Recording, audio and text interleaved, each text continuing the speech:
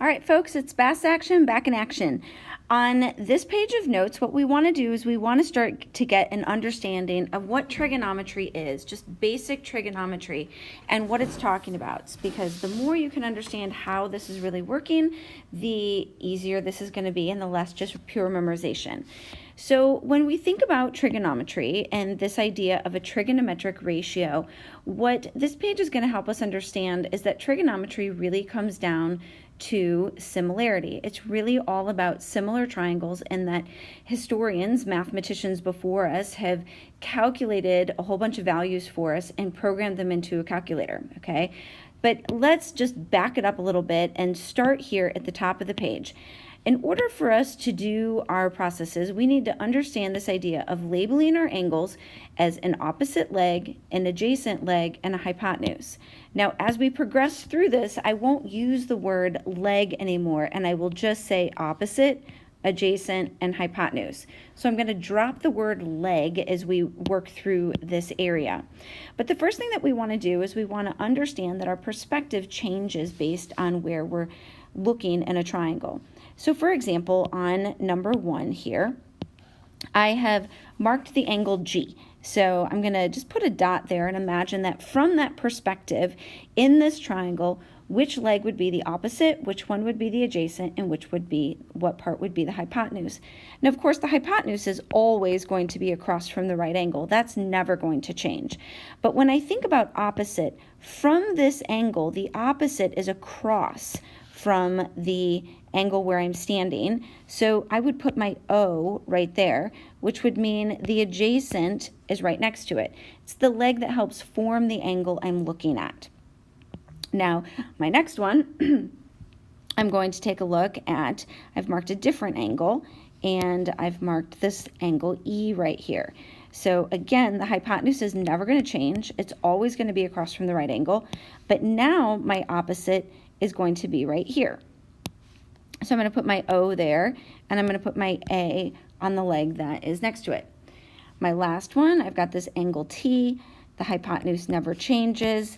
The opposite is going to be across from this, and I'm going to put an O there, and I'm going to put my adjacent right here.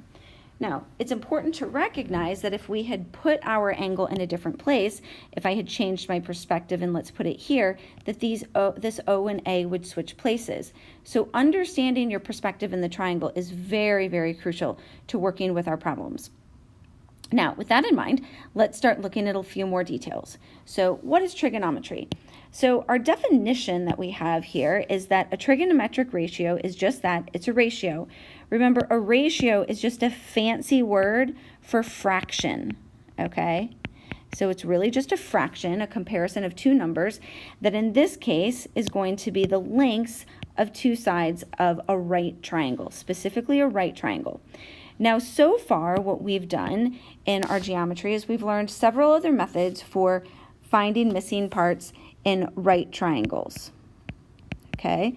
And these will always, our methods so far will always give us exact answers, very precise, exact answers. And those methods would include our Pythagorean theorem, our special triangles that we just studied. We had our little extended ratios. If you don't remember those, you can go back and rewatch that video. And our last one was our geometric mean. Remember, the geometric mean was a really specific situation. But all of these give us very exact answers, not decimal approximates, either nice whole numbers or radical answers. Now, not all triangles, obviously, are going to be special right triangles or would set up our scenario for geometric mean.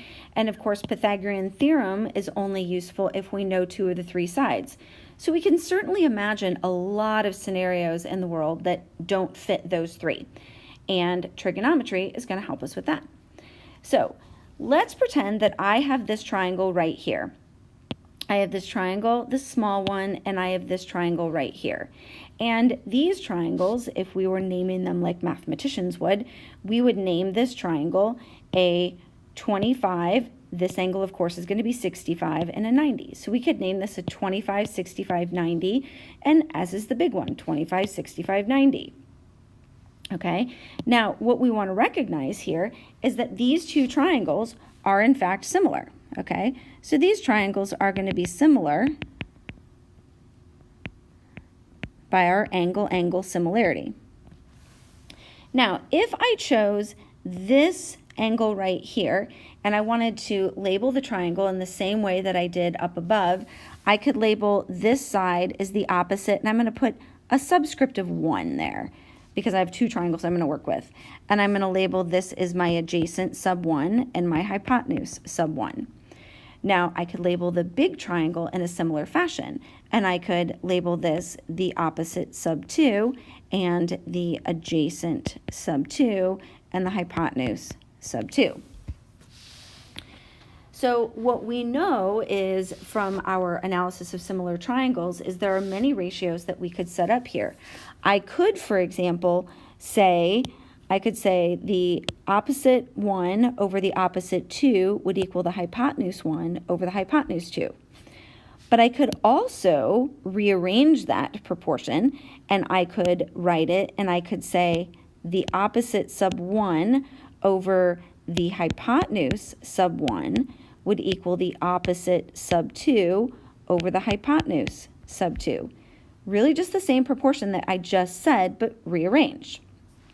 Now, since these are going to be the same, it doesn't matter whether my triangle is this 25, 65, 90, this 25, 60, 90, or a really big one, okay? As long as it has those angle measures, we know the triangles are similar, and this ratio, this proportion would be true. Now, we don't certainly know what this actually is, but if I knew 3 of the 4 parts in this proportion, I could easily solve for the last one. So let's keep this in mind, and I'm going to come over here and I'm going to look now more specifically at a triangle we do know. All right, so now we're back to our 30, 60, 90 triangles, and we just studied these the other day, and what we know is our extended ratio on a 30, 60, 90 is going to be a 1, a 2, and a square root of 3. No matter what 30, 60, 90 triangle we would get, those would be the ratios we would have. So if we had this as our opposite, or this is our angle of perspective, then this would become my opposite, this would become my adjacent, and this would become my hypotenuse. So if my perspective in the triangle is 30, and I wanted to look at the opposite over the hypotenuse, what I can see is that it's going to be a 1 over a 2. And we know that all 30, 60, 90 triangles are going to work like that. Every time you're at the 30-degree angle, your opposite over your hypotenuse would be a 1 over 2. Now, this particular ratio, this opposite over hypotenuse, okay, mathematicians have given that ratio a name. They have named it, and in your calculator, it's going to look like sin, but it's actually the word sine. Oops, meant to have that be my pen there. Sorry about that, people. All right, it's actually the word sine. Okay, that's what that sin stands for. So if you take out your calculator, your scientific calculators, and you actually type this expression in your calculator, what you will find is it should give you the answer 0.5. Now, if your calculator doesn't give you 0.5, don't worry about it. It's quite possible that it's not in the right mode, and I'll show you what the right mode would be in class. So if you aren't getting that when you type that in, don't worry about it. Just bring your calculator to class. We'll talk about it. Now, we can also look at the fact that we could imagine this going backwards. Pretend we didn't know that this was 30 degrees, but our triangle had these values on it, okay? What we know as mathematicians is that this angle would have to be 30 degrees if the angle across from it is a 1 and the hypotenuse is a 2. So what that is we're trying to just think backwards on this process, okay? So if the opposite over the hypotenuse was a 1/2, and what we're doing is we're imagining that we're right here, but we don't know this is a 30, we only know these values. Then we would be able to think backwards and figure out that our angle was 30 degrees. Now, of course, our calculator can do that as well. And what it's going to do is it's going to use this little notation right here that looks like a negative exponent of 1, but it's not. It stands for the word inverse. That's what that little negative 1 there is. Oops. Sorry, I didn't mean to zoom that in there like that. Oops. All right. Okay, so that stands for inverse, and you should be able to find that button on your calculator as well.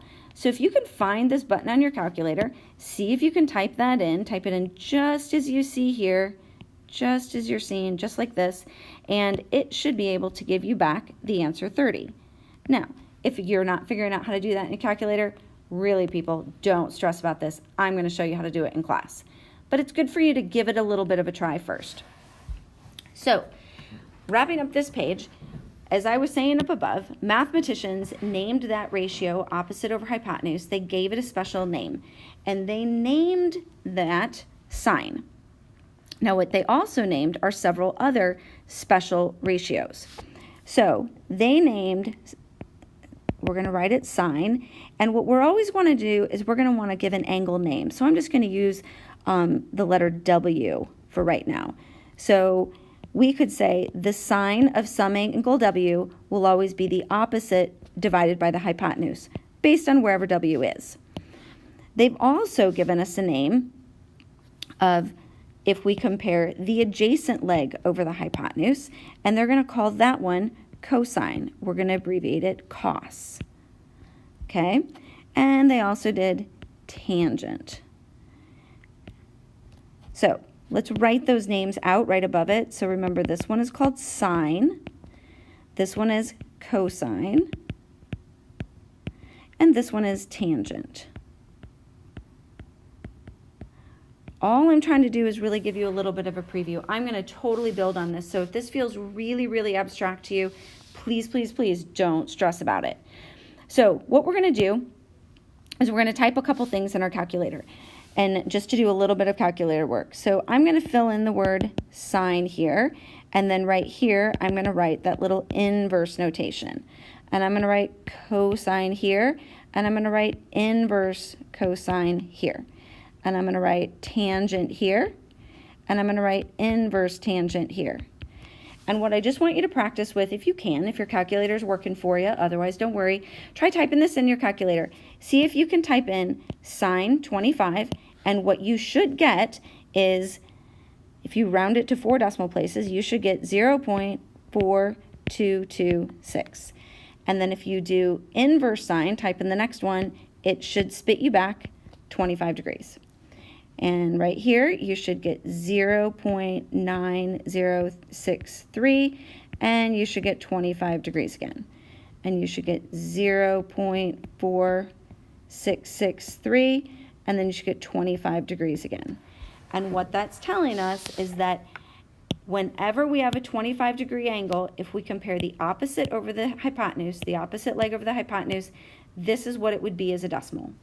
If we compared the adjacent leg over the hypotenuse, this is what we'd get. The opposite leg over the adjacent leg, this is what we'd get. Again, pretty far out there. We're going to totally build on this, so don't feel like this is all of your notes.